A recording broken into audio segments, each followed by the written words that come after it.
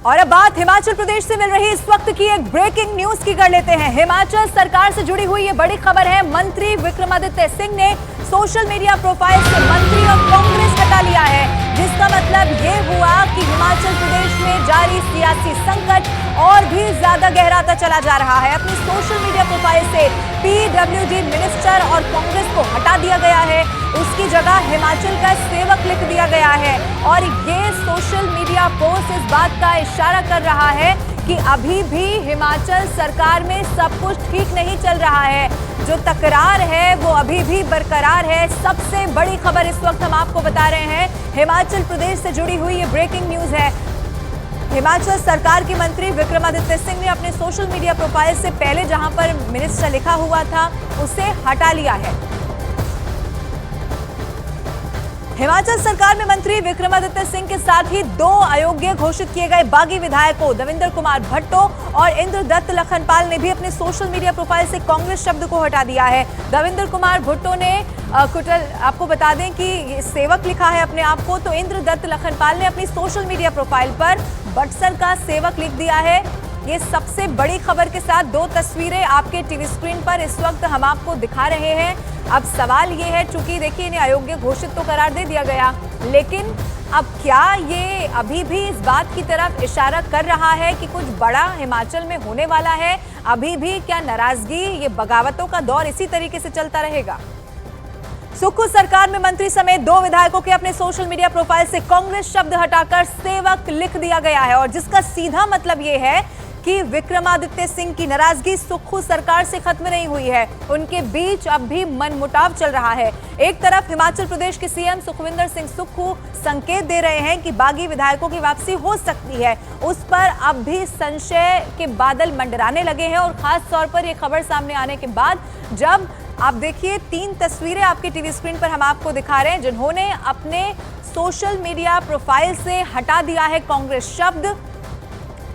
अब आपको मैं ये बता दूं, हिमाचल प्रदेश में कांग्रेस के 6 बागी विधायकों अयोग्य घोषित होने के बाद अब हिमाचल प्रदेश का समीकरण, सियासी समीकरण बदल चुका है। आंकड़े बदलने पर अब क्या स्थिति इस वक्त बन रही है, मौजूदा स्थिति क्या है, वो मैं आपको समझाने की कोशिश करती हूँ। सबसे पहले आप ये जानिए कि कार्रवाई से पहले क्या संख्या थी। कुल विधायकों की संख्या 68, इसके अलावा बहुमत का आंकड़ा 35। अब दूसरी तरफ आप देखेंगे कार्रवाई के बाद कुल विधायकों की संख्या यहां से छिटक गए हैं, थोड़े विधायक 62 हो गई है।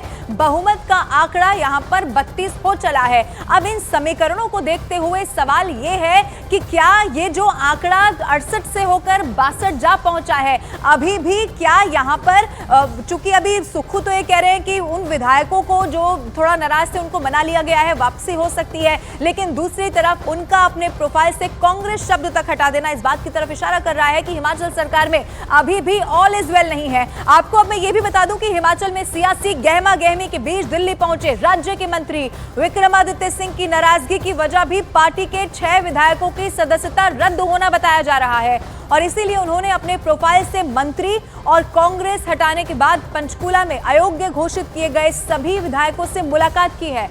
इन सब के बीच राज्य के मुख्यमंत्री सुखविंदर सिंह सुक्खू ने बागी विधायकों पर बहुत बड़ा बयान दे दिया है।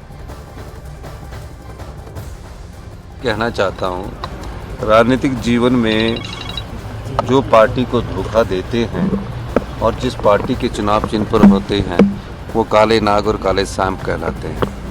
मैं ये बात इसलिए नहीं कह रहा हूँ, ये कहावत है, लेकिन पछतावा करके कोई अगर अपनी गलती को मानता है तो उसमें भी माफ़ी देने में भी कोई हर्ज थोड़ी होता किसी को।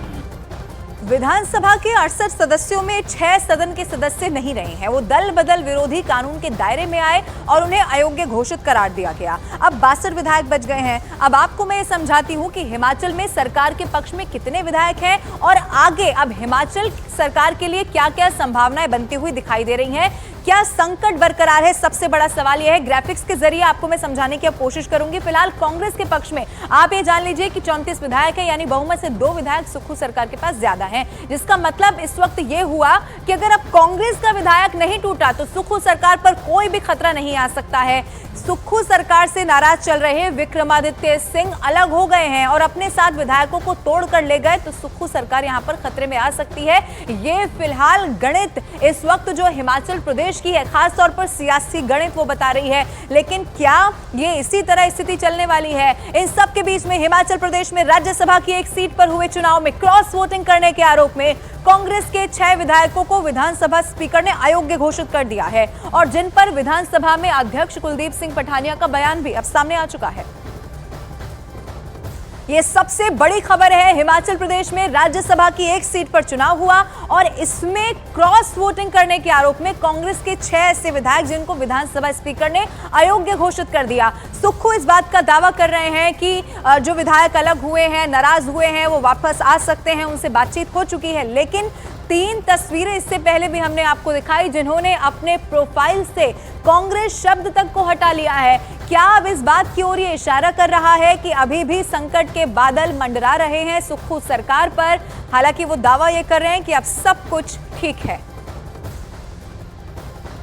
ये कानून मैंने पिछले कल भी बोला था, एंटी डिफेक्शन लॉ से अभिप्राय ये है कि ये आया राम गया राम की जो राजनीति है और हम लोग जो एज ए कैंडिडेट शपथ लेते हैं उसके बाद विधानसभा में पहुंचने पर भी शपथ मिलती है और वो शपथ इसीलिए दिलाई जाती है कि हम हिमाचल प्रदेश या जिस प्रदेश से आप विधायक हैं उसके हित में काम करें, जन कल्याण के काम करें। और अगर आपको अपनी कोई विवशताएँ भी हैं तो ऐसा ना करें कि वो सारे नियमों का, कानूनों का उल्लंघन करके आप इन डिसिप्लिन को तोड़ के या ये जो हमारी एंटी पार्टी एक्टिविटीज़ हैं या डिफाइंस है आपका, उसको करके विप का डिफाइंस करके जो कवर होते हैं, 10th शेड्यूल बनाया इसलिए गया था ना।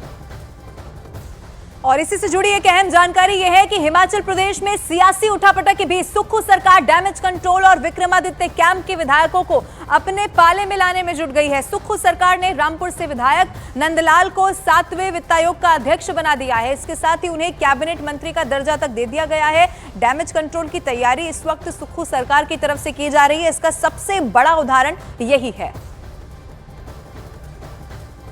वहीं एक और बड़ी खबर यह है कि एक और विधायक मोहनलाल ब्राक्टा को भी सुक्खू सरकार बड़ी जिम्मेदारी दे सकती है। सबसे बड़ी खबर हिमाचल प्रदेश से, मोहनलाल ब्राक्टा विक्रमादित्य सिंह के सबसे करीबियों में से एक माने जाते हैं। अब ऐसे में सवाल यही है कि क्या फिर से डैमेज कंट्रोल की कवायद इस वक्त सुक्खू सरकार की तरफ से ये दिखाई देती है? और फिर सवाल ये भी कि आखिर डैमेज कंट्रोल क्यों, अगर स्थिति वहां पर बेहतर है, सब कुछ विधायकों के बीच बातचीत हो चुकी है, कोई संकट के बादल नहीं है, लेकिन फिर से सियासी हलचल तेज हो चुकी है। ये इसी बात की तरफ इशारा कर रही है कि सुक्खू सरकार क्या ये भांप रहे हैं कि आने वाले वक्त में कोई परेशानी हो सकती है, तो पहले से ही इस डैमेज को कंट्रोल कर लिया जाए।